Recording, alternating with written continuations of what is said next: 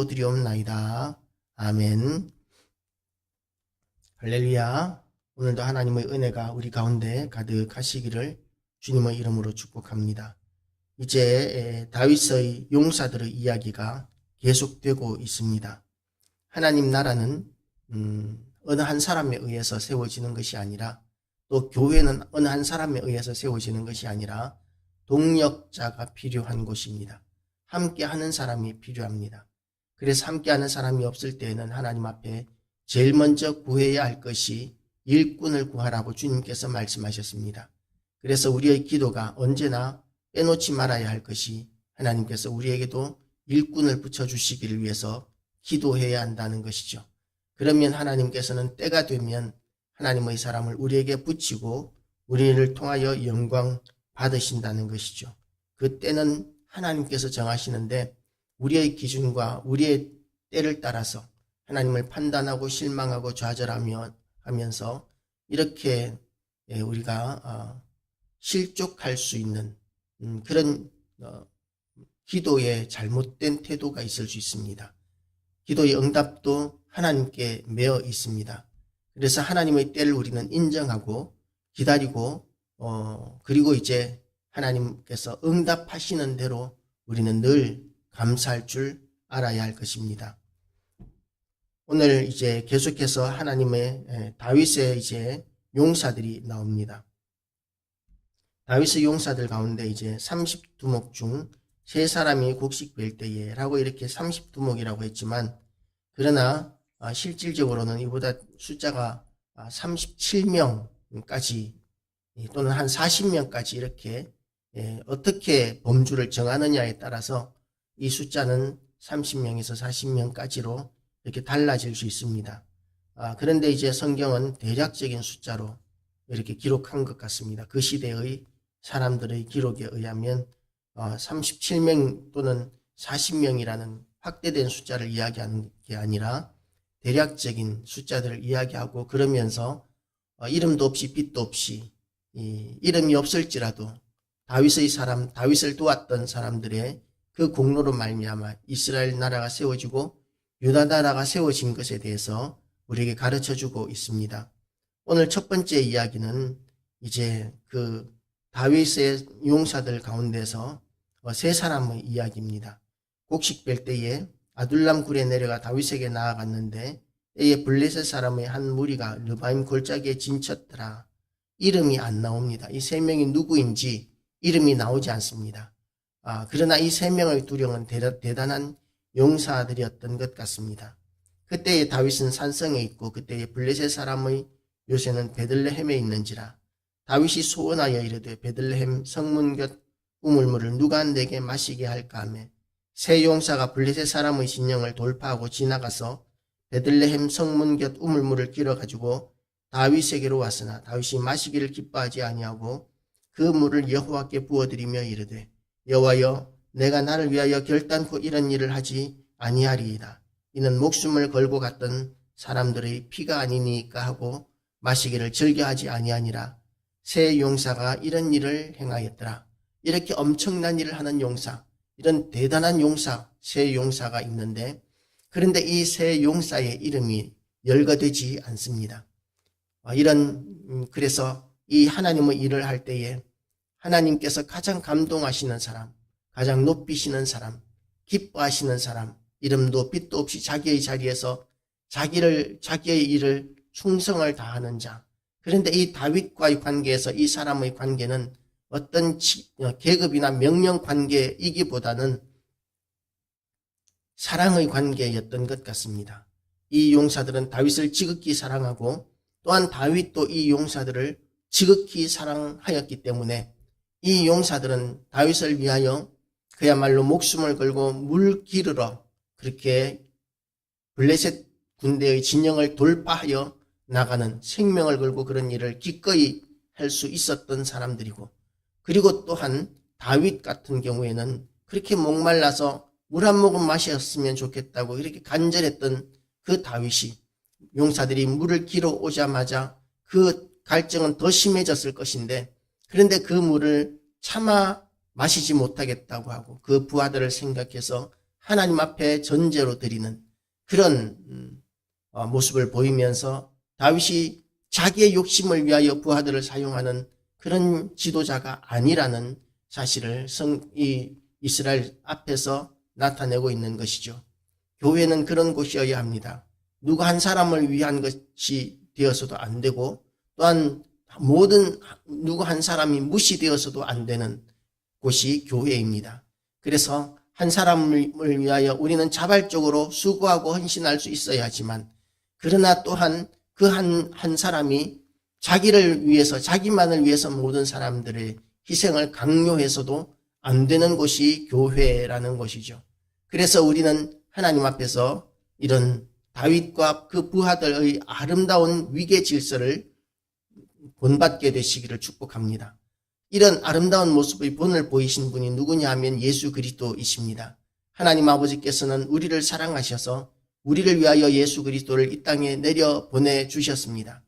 그리고 이제 우리를 위하여 십자가를 지고 죽기까지 하시면서 우리를 위하여 가르치시고 복음을 전하시고 그리고 고쳐주시고 살려주시고 그런 일을 하시다가 십자가를 지고 죽기까지 하셨고 부활 승천하셨습니다. 우리 모두를 위하여 예수님께서는 그렇게 하셨는데, 그런 일들의 이유가 뭐냐 하면 사랑 때문이었던 것이죠. 그리고 또한 우리가 예수님의 제자들의 모습을 보면서 예수님께 향한 그들의 사랑과 헌신, 예수님께서 그들을 얼마나 사랑하셨는지를 알기 때문에 이제 그들이 하나님 앞에서 자기의 모든 것들을 내려놓고 순교하기까지 사명을 감당하는 그런 놀라운 역사들이 이 용사들에게, 이 제자들에게 있었습니다. 그런 사랑의 관계, 예수님과 우리와의 관계가 깊은 사랑의 관계여야 하는 것과 마찬가지로, 또한 공동체 안에서, 나라 안에서 다윗과 용사들의 관계는 사랑의 관계였고, 또한 우리 교회 안에서도 모든 교회와 성도들의 관계가 사랑의 관계여야 합니다. 우리가 하나님의 은혜 가운데서 이렇게 사랑의 관계를 지켜나가는 우리 모든 성도들 되시기를 축복합니다. 그래서 이런 사랑의 관계로 말미암아 이 유대가, 이스라엘이, 다윗이 다스리는 이스라엘이 이 강대한 나라를 이룰 수 있었던 것이죠. 부흥하는 나라를 이룰 수 있었던 것입니다. 오늘 이렇게 우리 모든 성도들이 하나님의 은혜 가운데서 교회와 하나가 되고, 또한 모든 성도들이 사랑으로 하나가 됨으로 말미암아 힘 있는 아버지여, 부흥하는 교회, 성장하는 교회, 강한 교회가 됨으로 말미암아 지금까지보다 더 큰 일들을 감당할 수 있는 교회와 성도가 될 수 있기를 주님의 이름으로 축복합니다. 또 이제 이 다윗의 용사들에 대한 이야기가 계속되고 있습니다. 많은 사람들이 이제 열거되고 있는데, 다윗의 용사 30용사를 언급하고 있습니다. 그런데 30용사의 그 출신지별로 이 30용사들이 언급되고 있는데, 베들레헴 사람이 나옵니다. 요압의 동생 아사엘과 엘하난, 하롯 사람 삼웃과 엘라가 이렇게 베들레헴 사람이 쭉 나오고, 그리고 베냐민 출신과 에브라임 출신의 용사들이 쭉 나열이 되고, 그리고 33절에서 35절까지는 유다 남쪽 지방 사람들이 쭉 소개가 되고, 그리고 36절에서 39절까지는 외국 용병들이 이렇게 쭉 언급이 되고 있습니다. 그러니까 다윗의 용사는 어떤 편협한 어떤 지역 사람들 또는 인맥이나 또는 지연이나 학연이나 이런 것에 의해서 30용사가 세워진 것이 아니라 각 지역별로 어느 곳의 사람이든지 간에 차별 없이 구별 없이 다윗은 능력에 따라서 이들을 취하였고, 그리고 능력에 따라서 이 사람들을 적재적소에 배치하고 잘 사용하였다라는 것을 우리는 알 수 있습니다. 그렇게 용사들이 다윗과 함께함으로 말미암아 이스라엘 나라는 강하게 세워졌고, 그리고 싸움에 나갈 때마다 이길 수 있었고, 그런데 또 하나 오늘 이 본문에서 제일 마지막 사람이 햇사람 우리아라고 이렇게 이야기합니다. 39절에 보면 햇사람 우리아가 어떤 사람이냐 하면 밧세바의 남편이죠. 밧세바는 다윗이 이 햇사람 우리아를 죽이고 그리고 그의 아내를 취하였던 사건을 생각나게 하는 사람입니다. 그래서 이 다윗의 위대한 용사들을 언급하면서도 성경은 다윗을 낮추고 있다는 것이죠. 지극히 우리가 이렇게 역사들을 보면 역사는 왕의 역사라고 이야기합니다. 물론 신하들이 모든 일을 다 하겠지요. 그러나 방향을 잡고 가는 그 왕을 중심으로 역사는 기록되고 그 신하들이나 백성들이 잘한 것들, 군사들이 잘한 것들은 그 왕이 잘한 것으로 그렇게 기록이 되는 것이 역사입니다. 그런데 오늘 이 성경은 뭐라고 이야기하고 있느냐 하면 다윗의 용사들 가운데 제일 마지막 사람이 햇사람 우리아라고 이렇게 이야기하고 있는 것이죠. 햇사람 우리아까지도 용사로 들어가 있는데 이는 다윗을 낮추는 일반적인 역사에서는 잊기 어려운 그런 이야기입니다. 그래서 교회 안에서 높아져야 하시는 분은 하나님이시고 예수님이 높아지셔야 합니다. 그리고 또한 왕의 역사이기 때문에 하나님께서 세워주신 그 왕을 중심으로 우리는 굳게 뭉쳐야 합니다. 교회 안에서는 왕이 없으니까 담임 목사를 중심으로 하나가 되는 교회라야 복음을 전할 수 있고 부흥할 수 있다는 것이죠.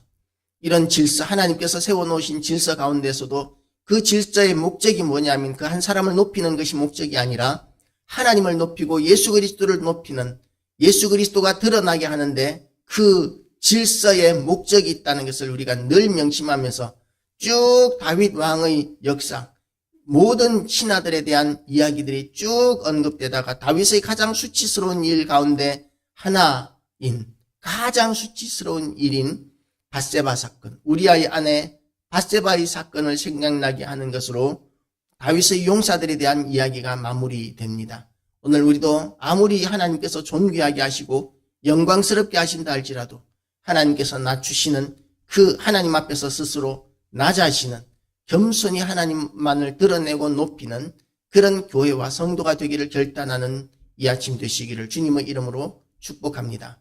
기도하시겠습니다. 하나님 아버지,